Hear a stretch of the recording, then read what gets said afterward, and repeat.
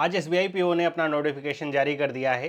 बहुत सरप्राइजिंग है, इतने जल्दी जल्दी नोटिफिकेशन आ रहे हैं और एग्ज़ाम की जो डेट्स हैं वो काफ़ी यहाँ पे पास पास पड़ने वाली हैं। तो अगर हम इस नोटिफिकेशन को देखें, क्या कुछ इंपॉर्टेंट बातें हैं, क्योंकि नोटिफिकेशन जनरली 90% चीज़ें सेम ही रहती हैं जो पिछले साल थी वही इस साल थी, कुछ चीज़ें बदलती हैं। जैसा यहाँ पे लिखा क्या गया है, ये वैकेंसी को लेकर के। अब वैकेंसी को अगर आप देखें तो केवल 541 वैकेंसीज़ ही हैं इस बार। मतलब पिछले साल भी वैकेंसीज़ की संख्या कम थी, इस बार भी वैकेंसीज़ की संख्या में कोई बहुत खास बदलाव नहीं हुआ।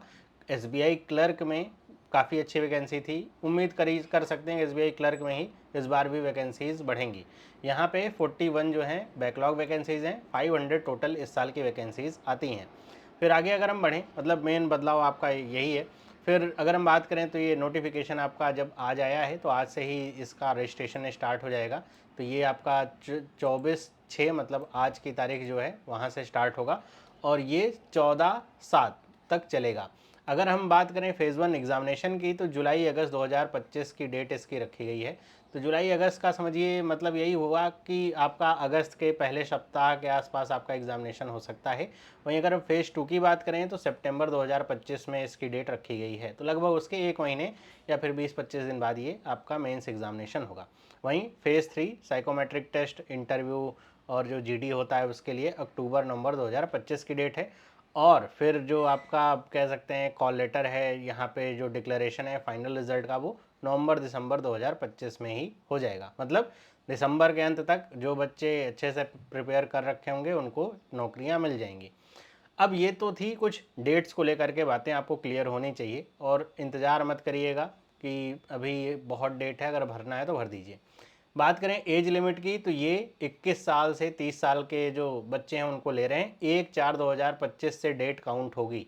मतलब 1/4/2025 को अगर आपकी उम्र 21 साल या उससे ज़्यादा है और 30 साल या उससे कम है, दोनों इंक्लूसिव डेट्स हैं, तब आप इसे भर सकते हैं। और यहाँ पे एक रेफरेंस भी दिया गया है कि इससे पहले आपका, इसके बाद आपका जन्म नहीं होना चाहिए और इससे पहले आपका जन्म अगर हुआ है तो आप नहीं भर सकते।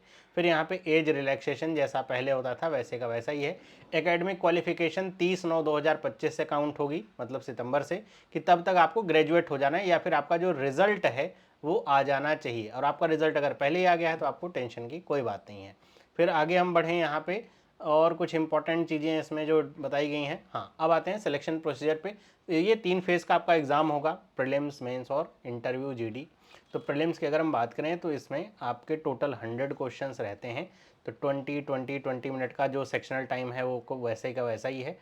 इंग्लिश लैंग्वेज 40 नंबर का आपका पूछा जाएगा। तो अब जो वेटेज है पिछले साल इसको बैलेंस किया गया। मतलब पहले क्या था कि 35-35 नंबर के रीजनिंग और क्वांट होते थे और 30 नंबर का इंग्लिश था। अब इसे 40 का इंग्लिश करके 30 और 30 का रीजनिंग और क्वांट को कर दिया गया। टोटल 1 घंटे का समय है। यहाँ पे एक बात ध्यान रखने वाली क्या है कि कोई भी सेक्शनल कट ऑफ प्रीलिम्स में नहीं है। तो आपका ज़रूरी नहीं कि आप किसी एक एग्ज़ाम में फेल हो गए तो आपका सिलेक्शन नहीं होगा। वो तो डिपेंड करेगा कि कंपटीशन कैसा है। तो सेक्शनल कट ऑफ अपनी तरफ से एसबीआई ने कोई नहीं रखा। आगे अगर हम बढ़ें तो हम मेंस एग्जामिनेशन की बात करते हैं। तो मेंस एग्जामिनेशन में मतलब वैसे का वैसा ही है।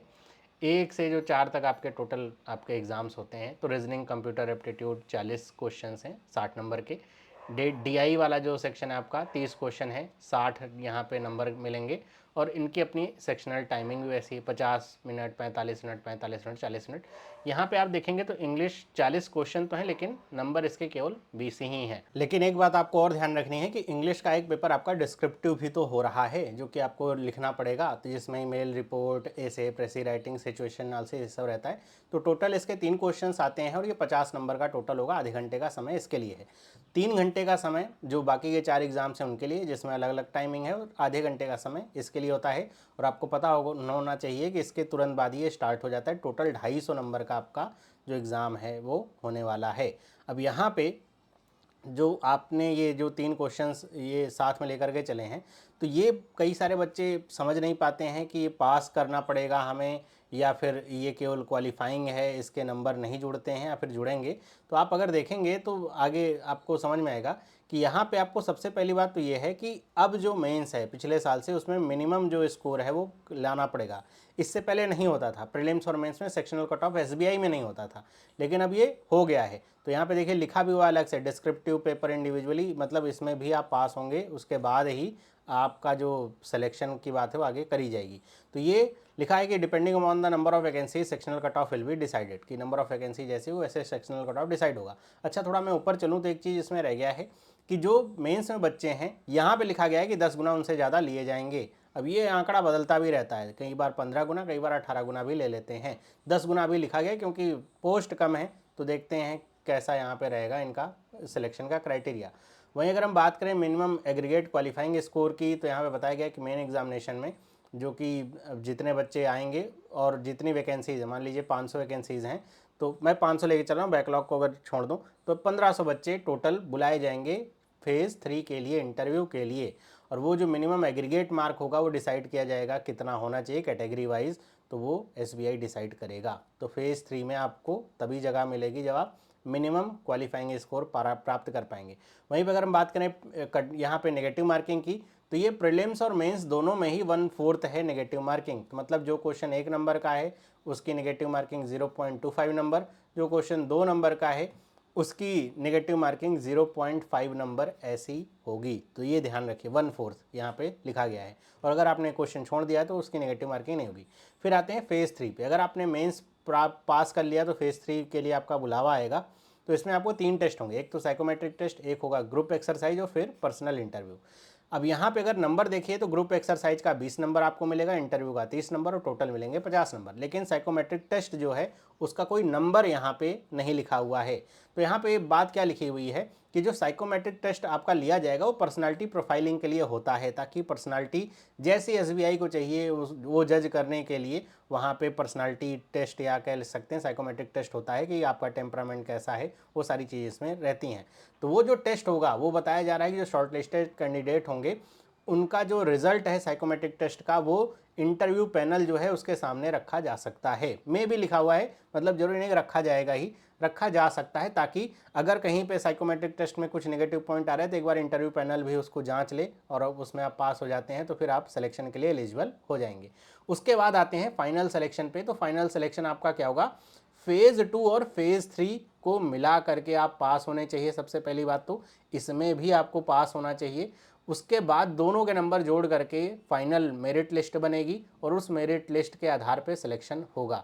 ध्यान रखिए, बताया जा रहा है कि फेज़ 1 मतलब जो प्रीलिम्स होता है उसके नंबर आपके इंक्लूड नहीं होते हैं फाइनल मेरिट लिस्ट के लिए। और फिर होता है क्या, यहाँ पे नॉर्मलाइज मार्क कि 250 नंबर जो टोटल हैं आपके फेज़ 2 के मेंस एग्जाम के उनको 75 में कन्वर्ट किया जाता है, और जो ग्रुप एक्सरसाइज और इंटरव्यू के नंबर हैं 50 के उनको 25 में कन्वर्ट किया जाता है। तो ऐसे 300 नंबर को 100 में कन्वर्ट करके फिर आपको नंबर मिलते हैं। इसलिए कभी आप फाइनल जब कट ऑफ देखते हैं ना तो आपको नंबर ऐसे देखने को मिलते हैं 45 या 53, तो आप ये सोचते होंगे 300 नंबर का पेपर है क्या 53 नंबर ही पाए, नहीं, वो नॉर्मलाइज स्कोर होता है। तो इस तरीके से नॉर्मलाइज होगा स्कोर और फिर उसके बाद जो मेरिट लिस्ट बनेगी उसके बाद जो है सिलेक्शन हो पाएगा। तो ये था मतलब टोटल सिलेक्शन वाला क्राइटेरिया। अब इसमें और कुछ इंपॉर्टेंट बातें हैं, कॉल लेटर और ज्वाइनिंग फी वो सब वही है।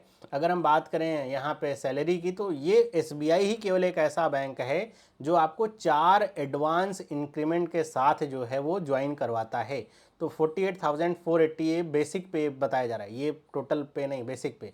अगर आप CTC को देखेंगे तो ये 20.43 लाख है मुंबई में। अब मुंबई को ध्यान में रखते हैं इसलिए क्योंकि मुंबई थोड़ा महंगा शहर है, वहाँ पे HRA वगैरह महंगा होता है, तो उसको एक कह सकते हैं पैरामीटर लिया है। जरूरी नहीं कि हर जगह आपको इतना मिलेगा, लेकिन 20.43 लाख रुपए अगर मैं इसे पर मंथ में कन्वर्ट करूं तो ये लगभग 1.7 लाख मतलब 1,70,000 के आसपास की जो राशि है वो आती है मुंबई में अगर ज्वाइनिंग मिलती है। कहीं पे और मिलेगी थोड़ा इससे कम होगा।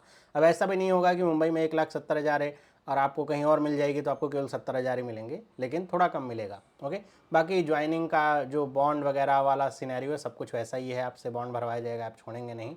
और यहाँ पे जो फीस रखी गई है फॉर्म भरने की 750 है, और EWS यहाँ पे EWS OBC कैंडिडेट्स के लिए सारी है, और नील है किसके लिए, SC ST और PWBD के लिए। प्रीलिम्स यहाँ पे प्री एग्जामिनेशन ट्रेनिंग की बात हो रही है। और एक यहाँ पे मेन इंपॉर्टेंट फैक्टर है वो है नंबर ऑफ चांस की। बहुत सारे बच्चे कंफ्यूज रहते हैं। तो जो अनरिजर्व या EWS हैं उनको 4 चांस ही मिलते हैं। मतलब आपने अगर SBI का एग्ज़ाम 4 बार दे दिया है उसके बाद आप नहीं दे सकते, भले ही आपकी एज और एजुकेशनल क्वालिफिकेशन है। वहीं पे अगर हम PWBD EWS की भी बात करें, OBC की बात करें, PWBD की बात करें तो उनको 7 चांस मिलते हैं, और SC ST PWBD के लिए तो वो है पूरा नो रिजर्व, यहाँ पे नो रिस्ट्रिक्शन है कि आप कितने भी नंबर ऑफ चांसेस दे सकते हैं जब तक एज आपकी अलाउ करे और आप देना चाहें। अब यहाँ पे मेन बात आती है कि ये चांस कैलकुलेट कहाँ से होते हैं, तो जो प्रीलिम्स एग्ज़ाम्स हैं वो कैलकुलेट नहीं होता है चांस में। मतलब आपने 4 बार SBI का प्रीलिम दिया है तो वो कैलकुलेट नहीं होगा, आपने कितनी बार मेन एग्जामिनेशन दिया है केवल वही काउंट होगा एज अ चांस। मतलब अगर आपने 4 बार मेंस दे दिया है, और भाई साहब आपने अगर 4 बार मेंस दिया है तो आप अभी तक निकल चुके होंगे। मतलब एक चांस में कहीं ना कहीं तो आप निकल ही चुके होंगे। बहुत ही किस्मत ख़राब होगी कि 4 बार मेंस देने के बाद ही कोई अटका होगा। मतलब SBI PO का मेंस की बात कर रहा हूँ मैं। तो ये 4 चांस अगर आपके हो जाते हैं और आप UR और EWS में हैं तो नहीं दे सकते मेंस के। प्रीलिम्स आप कितनी भी बार दिए हों, एज अगर आपकी है तो आप अभी भी भर सकते हैं। बाकी वही सारी चीज़ें, कैसे फॉर्म भरना है, कहाँ से भरना है, एग्ज़ामिनेशन सेंटर क्या होगा, वो सारी चीज़ें आप खुद भी पढ़ सकते हैं। इसका जो लिंक है मैं दे दूँगा। अभी तो खैर जो नोटिफिकेशन है वो डाउनलोड नहीं हो रहा, थोड़ी देर के बाद हो जाएगा। बाकी ये आपका पूरा नोटिफिकेशन आता है SBI की तरफ से। तो हम इसमें अगर मोटा मोटा देखें तो नंबर ऑफ़ वैकेंसीज़ बहुत ही कम है, 441 वैकेंसीज़ हैं। और आपको पता होना चाहिए कि ये ऑल इंडिया लेवल का एग्ज़ाम है, पूरे इंडिया के लोग एग्ज़ाम देते हैं। इसमें जो फ्रेशर्स हैं वो तो एग्ज़ाम देते ही देते हैं, इसके साथ जो वर्किंग हैं, मतलब और किसी बैंक में काम कर रहे हैं एज अ PO क्लर्क, मतलब जिनको अच्छा अनुभव है, वो भी इसका फॉर्म भरते हैं। तो इसमें जो कंपटीशन है ना बहुत ही हाई होता है। इसीलिए आप SBI PO का अगर मेंस का पेपर देख लें तो आपको ऐसे लगेगा कि कौन सा पेपर है, क्वेश्चन ही नहीं समझ में आ रहा है। अगर आपकी तैयारी अच्छी नहीं, क्वेश्चन ही नहीं समझ में आएगा, आंसर की तो बात छोड़िए। तो इसलिए इसमें जो कंपटीशन होता है वो भी ज़्यादा होता है, लेकिन फिर उसका जो कह सकते हैं फल है या फिर रिजल्ट है वो भी अच्छा होता है। अब आपको इतनी सैलरी और किसी बैंक में मिलती भी नहीं है, इतनी सुविधाएं आपको किसी और बैंक में मिलती नहीं है। अपना एक अलग ऑरा होता है, सोशल स्टेटस आपका बहुत अच्छा होता है, आप SBI में PO लगे हैं, तो ये सारी चीज़ें भी इसमें साथ ही काम करती हैं। तो ये तो मेरी तरफ से। बाकी आप अपनी तैयारी अगर जारी रखें तो आपके पास समय बहुत कम है, क्योंकि अगस्त के अगर पहले हफ्ते में एग्ज़ाम होता है तो अभी तो जून का आखिरी चल रहा है, 24 जून है, 5-6 दिन बाकी इसमें है, उसके बाद लगभग 1 महीना।